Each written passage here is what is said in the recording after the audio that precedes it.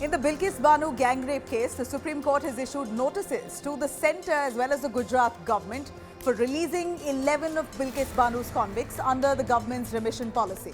The Supreme Court is hearing petitions challenging the Gujarat government's grant of remission to 11 of these convicts in the Bilkis Bano gang rape case. These convicts were released from Godhra sub-jail in Gujarat on Independence Day, August 15. And soon as they were out, they were seen celebrating, distributing sweets. These convicts for their crime were imprisoned for life.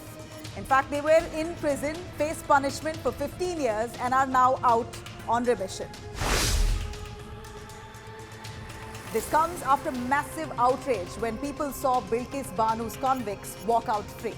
The top court has now agreed to consider the pleas filed by CPIM member Suhasini Ali, Trinamool Congress MP Mahua Moitra and several other women's rights activists. The petitioners contended that granting remission solely by the competent authority of a state government without consultation with the centre is illegal under Section 435 of the Code of Criminal Procedure 1973. The bench, consisting of Chief Justice of India N.V. Ramana, Justice Ajay Rastogi and Justice Vikram Nath, raised a question about the legal bar to grant remission to these convicts.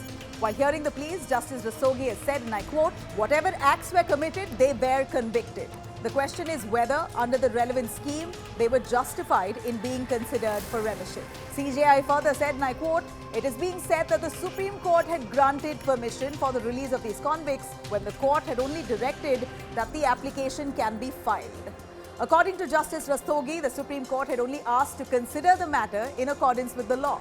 Justice Rastogi had headed the bench, which in May had directed the remission application of one of the convicts to be considered according to the Gujarat 1992 remission policy. For more informative videos like this, keep watching India Today News Mo.